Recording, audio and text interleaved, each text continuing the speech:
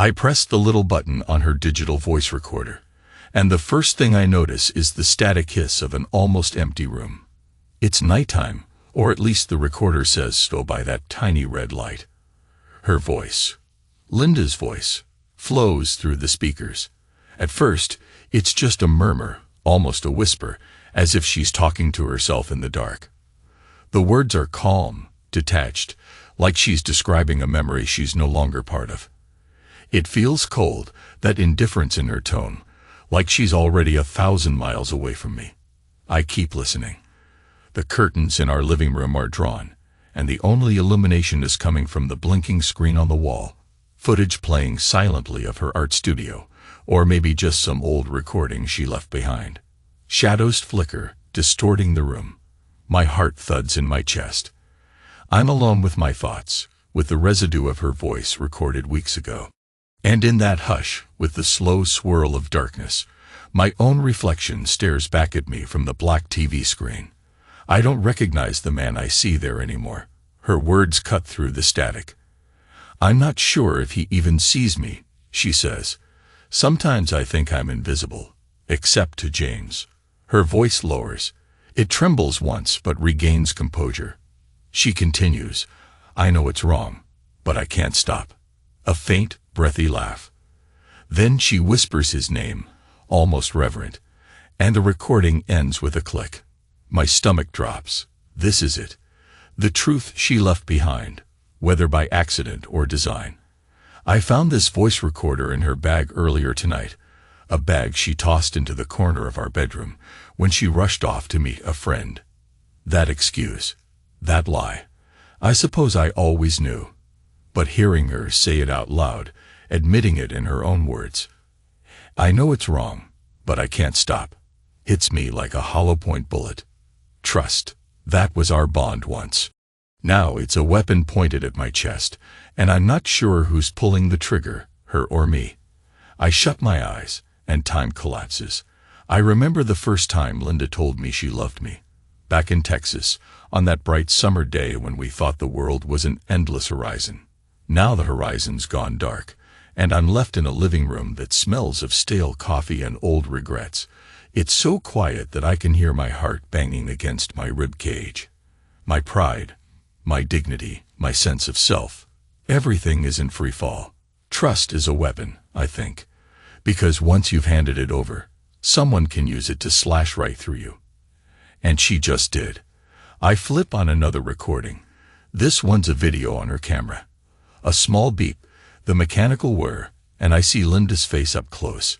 She's adjusting the camera angle, not realizing it's capturing more than she thinks. Behind her, a half-finished painting, bright reds and swirling lines of black. She sits on the sofa, phone in hand, biting her lower lip. A tense couple of seconds pass, then James steps into frame. Tall, confident, he stands too close. There's a heat between them, immediate and undeniable. My throat tightens. She meets his gaze as though the world outside no longer exists. I shouldn't watch, but I can't tear my eyes away. She says something indistinct, and he laughs low in his throat.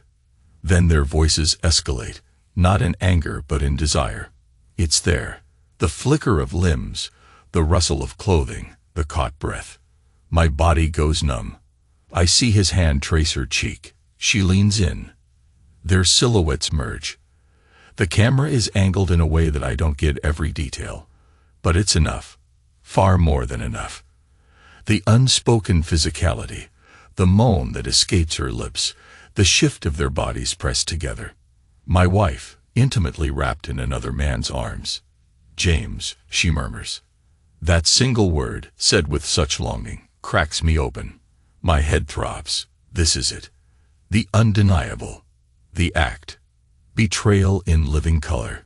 The final confirmation that every suspicion, every late-night anxiety, every pang of jealousy was real.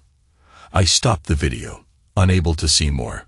My body trembles with suppressed fury. I want to lash out, but the anger is drowning in sorrow.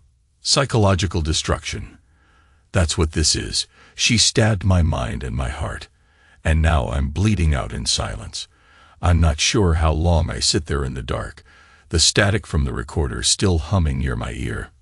Maybe 5 minutes, maybe 5 hours. It feels like eternity. Finally, I find the strength to stand. My steps are heavy as I walk through the hallway, walls lined with her paintings. Those canvases used to intrigue me. She said each painting held fragments of her past. Now they look like a secret language I'll never decipher, her hidden thoughts scrawled in color and shape. Staring at them is like looking at a person I thought I knew but who never really existed. Her art, her illusions, her half-truths. Outside, the night has grown deeper, the moonlight hitting our yard through parted blinds. I recall how many times Linda left the house saying she was meeting a client to discuss a potential commission. I had no reason not to believe her. Trust was always the foundation, right? But trust can become a sword. Now I'm on the edge of that blade. A vibration in my pocket breaks the silence. My phone. A text. Running late. Be home soon. Sorry. Linda's words. My fists clench and I reread the message. 5 words, hollow with forced politeness. I stare at it, not responding. She has no idea I've finally uncovered the truth, that I've literally washed it. My breathing gets shallow. I remember my father telling me long ago, "Son, you can love someone with everything you have, but if they betray you, love can turn to poison." He was talking about something else then, but I can't help hearing the echo. My father and I rarely saw eye to eye, but in this moment I realize how wise he was. Poison is exactly what I feel coursing through me. I place the recorder on the kitchen counter. Next to it is a small battered notebook Linda used to sketch out her ideas. I could rifle through it, but I don't need more proof. Everything is obvious now. The question is, what do I do with it? She comes home around midnight. I've turned off all the lights except the one in the living room. The TV is paused on a random still from that incriminating footage. The screen flickers. She steps inside, dropping her keys onto the coffee table. Then she sees me, standing by the TV, arms at my sides. My expression is blank, or maybe it's furious. I can't tell anymore. I'm numb. "Mark," she calls, voice trembling slightly. "Why are you standing there in the dark? You scared me." I pick up the remote and unpause the video. She glimpses her own face on the screen, the moment she pulled James toward her. She gasps. A sudden, violent wave of tension floods the room. Her mouth opens, but no sound emerges. She steps back, pressing a hand to her chest, as if trying to keep her heart from bursting out. Her eyes flicker from me to the screen and back. Finally, she manages to speak. "It's not." She begins, then stops, because there's no excuse that can soften what I've seen. The reality is right there, caught by her own camera. I say nothing. The hush between us grows so thick I can almost feel it. Then, in a sudden burst, Linda tries to seize the remote from me. "Don't." I growl, stepping away. "Don't try to hide it. I heard you. I saw you. Your voice recorder was in your bag. This, all of this." I point at the screen, images flickering in the reflection of her paintings. "I know about James, Linda. I know everything." She runs a shaky hand through her hair, tears building in her eyes. But there's a wildness there too, as though she can't decide if she's angry, ashamed, or terrified. "Mark, I never wanted to hurt you." I bark out a bitter laugh. "That's always how it goes, isn't it? I didn't want to hurt you, but here's a knife in your back anyway." She starts pacing, her voice rising with every breath. "You don't understand. It happened after I felt so ignored, so alone in this house. Your job was everything. You left me behind. I needed someone who saw me, who cared about my art, my dreams." I cut her off, stepping forward, voice low and vibrating with pent-up rage. "Don't you dare blame me. You want to talk about being ignored? I've been right here, Linda.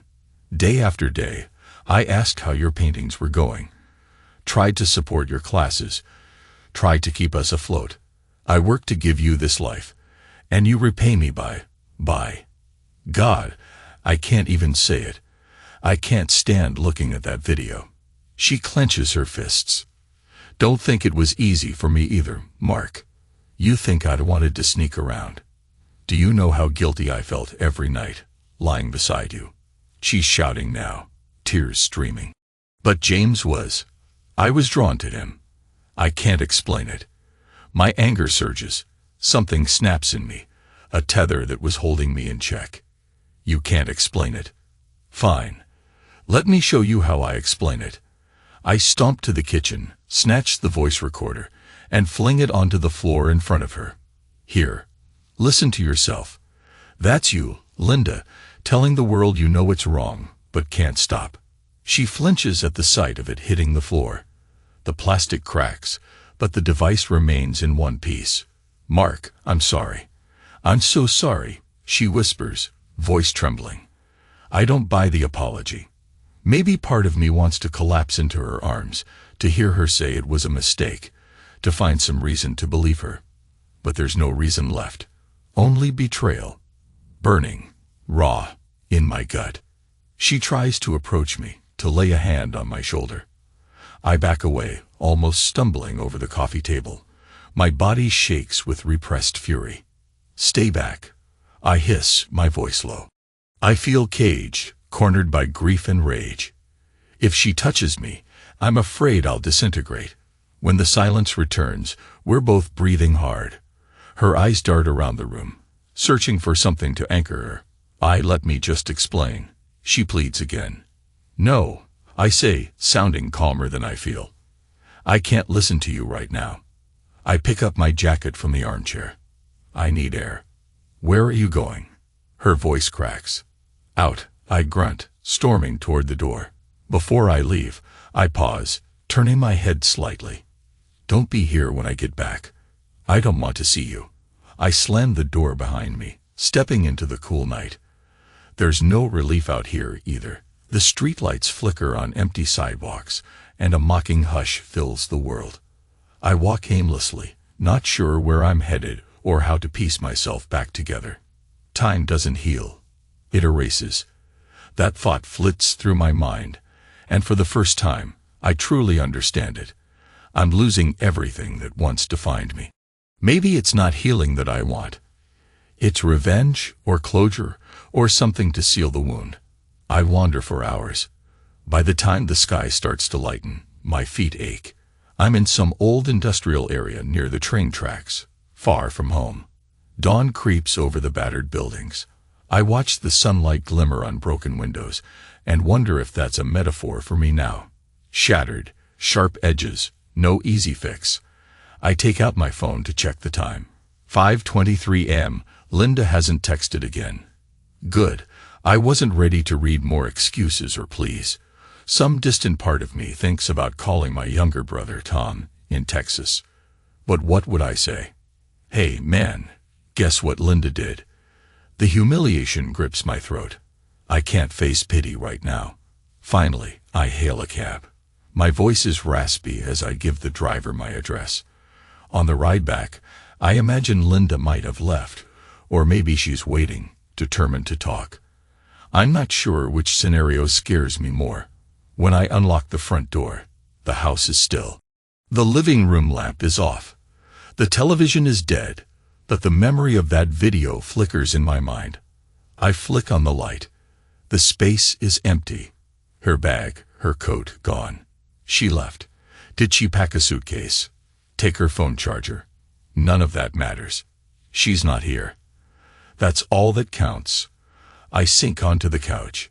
Something shifts under the cushion. Her notebook. I pull it out, noticing a few sketches, swirling lines, abstract forms, the shape of two bodies entwined, half erased, half inked. It's raw, sensual, heartbreakingly intimate. My jaw tightens. She turned our betrayal into art. Could that be a piece of her guilt, or was it just more secrets? I toss the notebook aside and bury my face in my hands. She's gone. She's made her choice. Now I have to make mine. Trust as a weapon. I keep thinking that phrase. because she wielded my trust to cut me open. Now I feel an unfamiliar thirst, a thirst for payback. I'm not proud of it, but the thought is there. Some primal part of me wants James to suffer, wants him to taste the same heartbreak, the same soul-punishing agony. That's not who I've been, but maybe it's who I need to be now. The following days pass in a blur. I call in sick to work, telling my manager I have a family emergency. My voice must sound convincing because he doesn't push.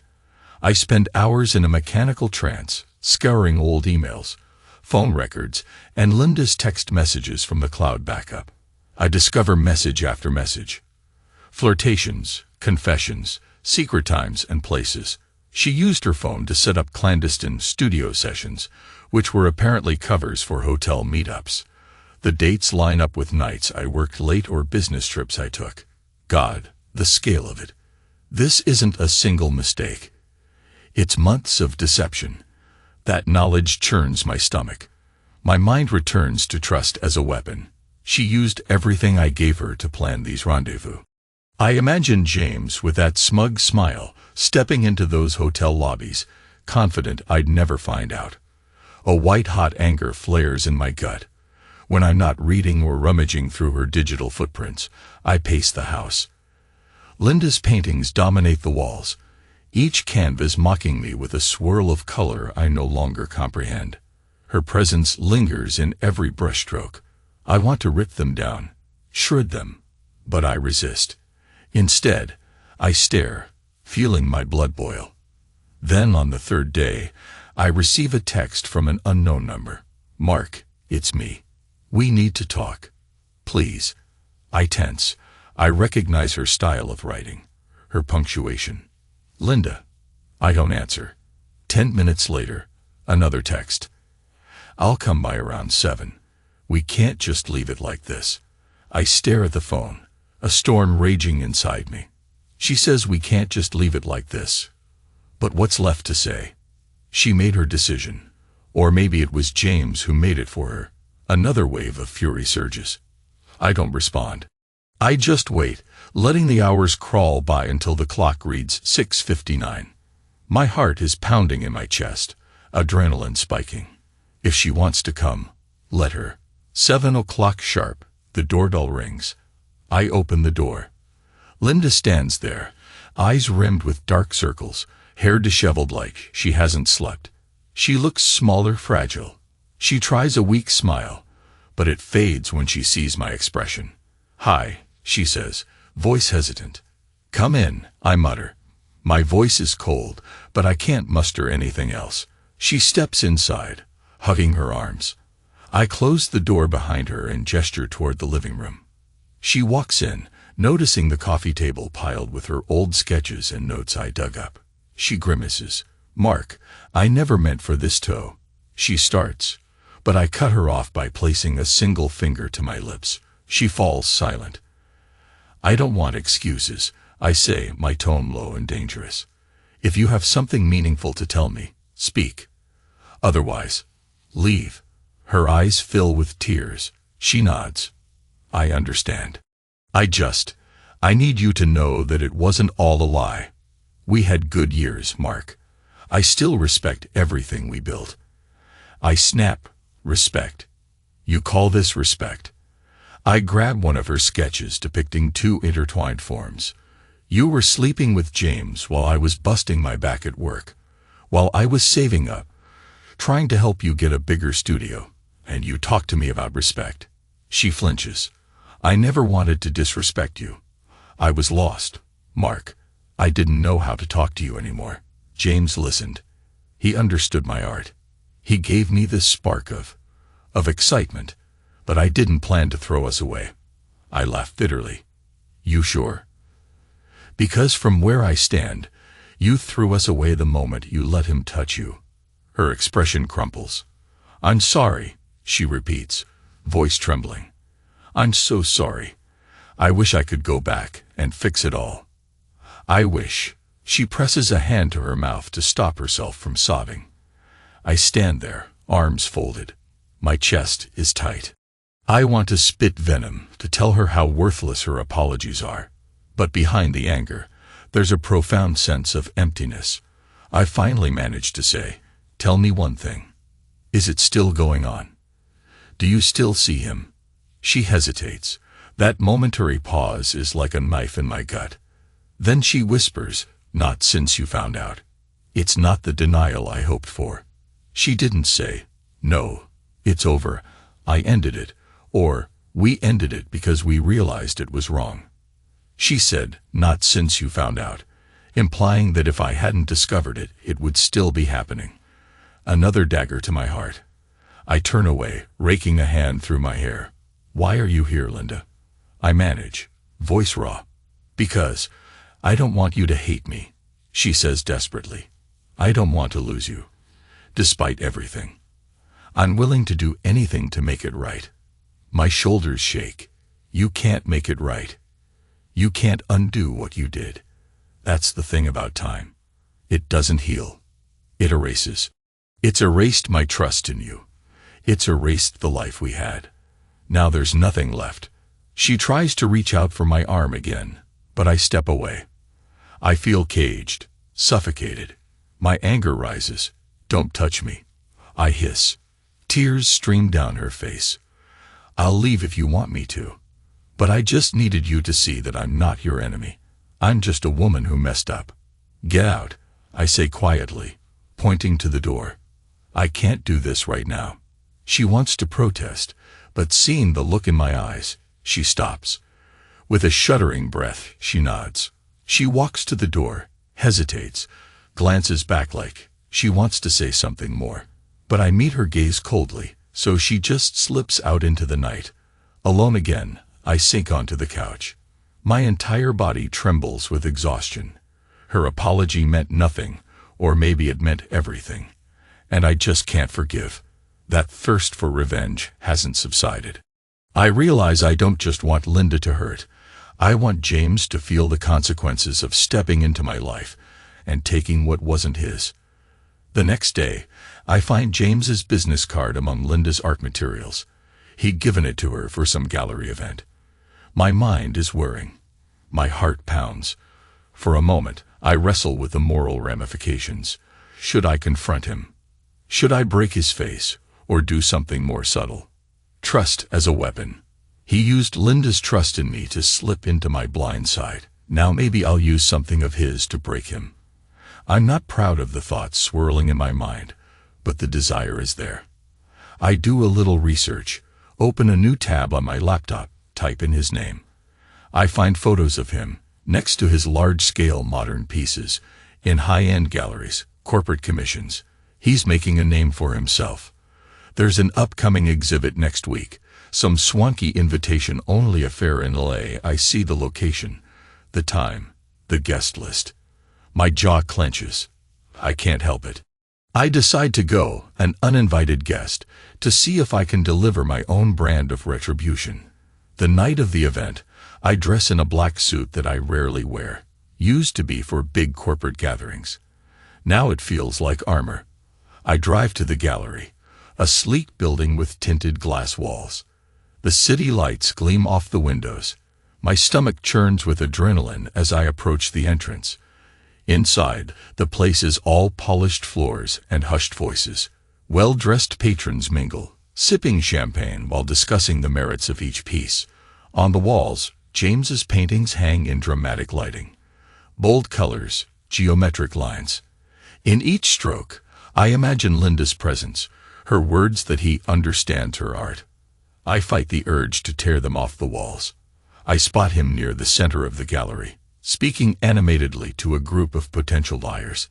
He's tall, exuding that same confident aura I remember from the video. My teeth clench. I step forward. One of the gallery attendants tries to intercept me. "Excuse me, sir, do you have an invitation?" I ignore him, pushing past until I'm a few feet from James. He notices me, eyebrows knitting in confusion at first. Then recognition dawns. A flicker of alarm crosses his face. He quickly dismisses the buyers, stepping away to meet me halfway. "You must be Mark," he says softly, glancing around to see if anyone's watching. I stare at him, fists itching to slam into his jaw. But I keep my voice level. I am. He exhales, as though bracing for a blow. Look, I'm sorry this happened. It wasn't. He hesitates. It wasn't personal against you. Things just developed. I let out a low, bitter laugh. That's the worst lie I've heard. You slid into my marriage and acted like I wouldn't care. How is that not personal? His gaze darts around, noticing a few onlookers. Let's take this somewhere private, he mutters, then leads me to a small storeroom at the back of the gallery. The moment the door closes behind us, I grab his collar and shove him against the wall. Boxes of canvases rattle. You destroyed my life, I hiss through clenched teeth. He doesn't even try to fight me off. I didn't force Linda, he says, voice tense but calm. She came to me. It was mutual. That statement stings, but I can't deny it. My grip tightens. She's my wife. He swallows hard, glancing away. I'm sorry, man. I never wanted it to be like this. But we connected through our art. She was lonely. My hand snaps up, palm colliding with the wall beside his head. I'm dangerously close to his face. Don't talk to me about her loneliness, I growl. I don't need your pity. I don't need your explanations. You made a choice, so did she. Now you're both going to face the fallout. A flicker of defiance appears in his eyes. What do you want from me, Mark? An apology? Money? A fight? I step back, inhaling deeply to rein in my rage. I can sense how easy it would be to lose control, but I won't give him the satisfaction of seeing me act like a madman. What do I want? I say slowly. I want you to know that everything you have right now, this gallery, your reputation, can vanish. People might not look so kindly on an artist who destroyed a marriage, especially if word gets out in the wrong circles. His expression shifts. Fear, that's what I see. He values his public image more than anything. For a moment, I feel a savage satisfaction. So, this is blackmail? He asks softly. No. My voice is measured. It's a warning. You want to keep your precious career intact. Then stay the hell away from Linda. Don't contact her. Don't see her. Don't think about her. Because if you do, I'll make sure every buyer, every gallery owner, every journalist knows you can't be trusted. He shakes his head. That's not fair. I smirk. Fair? You want to talk about fair? Was it fair to creep into my house when I was at work? To seduce my wife? You gambled with someone else's trust. Now I hold the cards. He looks down, humiliated. All right, he says finally. I'll step away. I won't contact her again. I stare at him for a second, my breath still ragged. Good, I say, releasing him. I smooth the front of his jacket. Because if you do, I'll destroy whatever life you've built. With that, I spin on my heel and walk out, leaving him to gather himself in the dimly lit storeroom. Outside, the night air hits me, and I realize I'm trembling. The adrenaline crash is brutal. I stumble down the gallery steps, ignoring the curious eyes of the guests. My car is parked a block away, and by the time I reach it, my hands are shaking so badly I can't grip the keys. A wave of nausea washes over me. I brace a hand on the hood, breathing in and out until I steady myself. Trust is a weapon. I mutter under my breath. Tonight, I use trust, his reputation, the trust he needs from buyers and critics, to corner him. And I hate that it feels good, that a sick sense of gratification surges through me knowing I've hit him where he's most vulnerable. I jam the key into the ignition and drive away. Days pass. Linda texts me repeatedly. Short messages. Are you okay? Please talk to me. I'm sorry. I don't respond. My mind's made up that I can't look at her without seeing those images or hearing that voice recording. She broke me, and I broke James. Now I stand in the ruin of what was once my marriage. One afternoon, a knock at the door startles me. I'm in the living room, sorting through random bills and legal brochures for divorce. I open the door, expecting Linda. Instead, I see her father, an older man with stooped shoulders, eyes filled with sadness. "Mark," he says quietly. "Mind if I come in?" I hesitate, then step aside. He walks in, looking around at the messy house. He spots Linda's paintings, half of them removed from the walls, leaning against the floor as if I were preparing to throw them out or stash them somewhere. He sighs.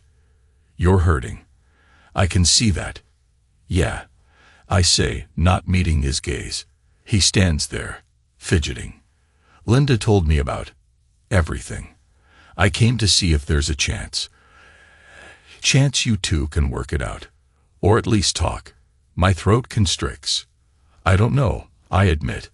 "I don't think I can get past it." He nods, sadness settling into his features. "I understand.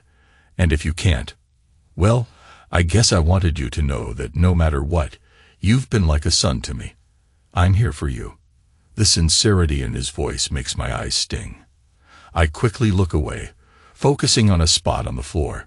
"Thanks," I manage, voice tight. "I appreciate that." We stand there in silence for a minute. Finally, he presses a small envelope into my hand. "She wrote you something. Don't feel obligated to read it if you're not ready." I stare at the envelope.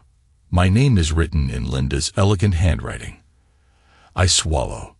"All right." He claps my shoulder gently. "I'll leave you to it." Then he heads out, shutting the door behind him. My heart pounds as I open the envelope. The letter is short, penned in that calligraphic style I once adored. "Mark, I know I can't repair what I've broken, but I need you to understand I loved you. Maybe I still do. I was lost in my own doubts and selfishness. I'm sorry that I chose betrayal instead of honesty. I want you to find peace, whether I'm part of your life or not. You deserve someone who sees you. I'm so sorry I wasn't that person anymore."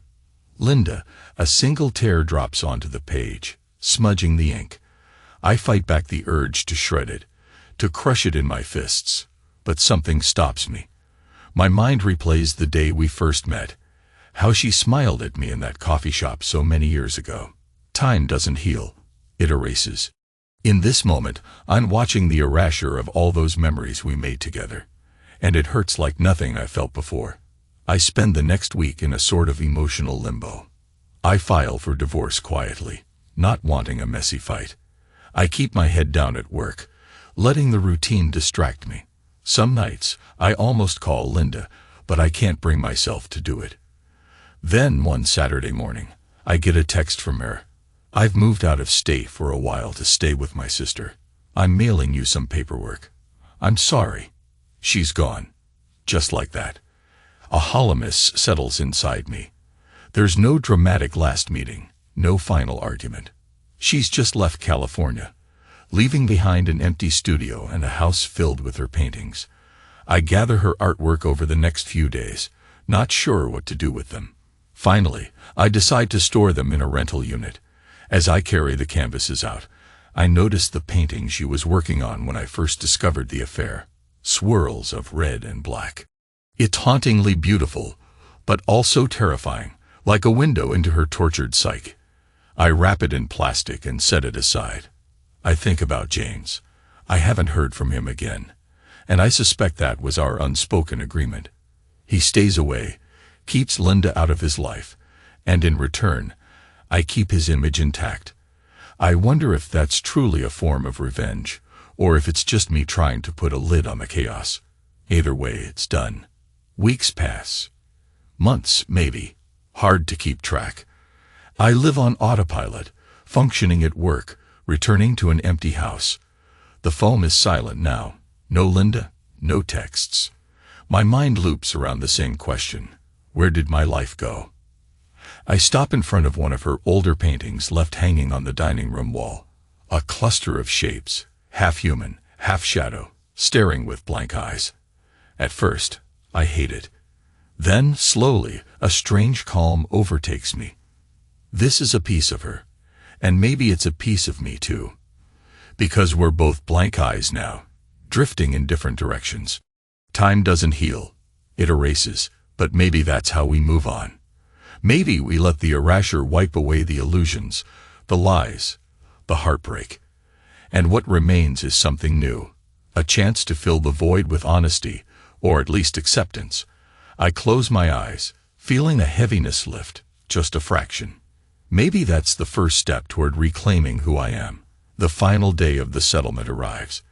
My lawyer meets me outside a dull gray courthouse, handing me papers to sign. It's straightforward, he says. No children, no major disputes over property. Just sign here. I sign. It feels like putting a tombstone on my past life. We walk in. I see Linda across the hall. But we don't speak. We exchange only the briefest glance, tired, regretful. Then it's done. She disappears into the crowd. I step outside into the sunlight, a free man, in the most painful sense of the word. I stand on the courthouse steps, blinking at the bright sky. The ring on my finger weighs me down. I slip it off. In that moment, I feel an odd clarity. There's no dramatic wave of relief, no sense of triumph, just the faint whisper of time erasing a piece of me. But maybe that's all right, because what else can I do except move forward? One evening, months later, I find myself in my old living room. The walls are mostly bare. I sold or stored Linda's paintings except for that single one with the blank-eyed figures. The rest of the space is emptier than before. I can hear my own footsteps echo. In a corner stands the camera she once used to record her sessions. Part of me wants to throw it away. But tonight, I do something else. I set it up on a tripod, press record, and stand in front of it. The red light winks at me. I stare into the lens. A million words swirl in my head, but I say nothing for a long time. Finally, I manage. Where do I begin? I talk about trust, how it can be a weapon, how it can slice you from the inside when someone betrays the faith you placed in them. I confess that I'm not the same man I was. Maybe I'm stronger, maybe I'm weaker. Maybe it doesn't matter. I recall Linda's words. I wish I could fix it. But time doesn't fix, it only erases, leaving us to rewrite what we've lost. The camera keeps rolling, capturing a man who once believed in unbreakable bonds, who learned that everything can crack under the right pressure. My voice sounds different to my ears, steadier, as though I'm finally returning to myself. I say, this is my story. One day, maybe I'll watch it again and remember how betrayal felt like the end of everything. Or maybe I'll erase it, let time carry it away. But right now, I need this moment to be real. Eventually, I stop recording. The house is quiet again. I close my eyes, letting out a long breath. My chest feels lighter. There's no neat bow on this saga, no instant cure for heartbreak. But I sense that I'm beginning to reclaim the pieces of myself she ripped apart. I rise from the chair, walk to the window, and pull aside the curtains. Night's fallen, but there's a faint glow from the neighboring streetlights. A new day will come, and with it, another small step forward. I think about trust. Maybe I'll trust again, maybe not. But I know one thing, I'm still standing. After everything, I'm still here. Time erases, but maybe I can paint something else in the empty space it leaves behind. I reach out, flick the living room light off. Darkness envelops the room except for the flashing light of the camera. Still on. Its screen glows, capturing my silhouette. And in that final moment, I allow a faint smile. A real one. Though tired and marked by scars. I'm not quite healed, but at least I'm breathing again. And for tonight, that's enough.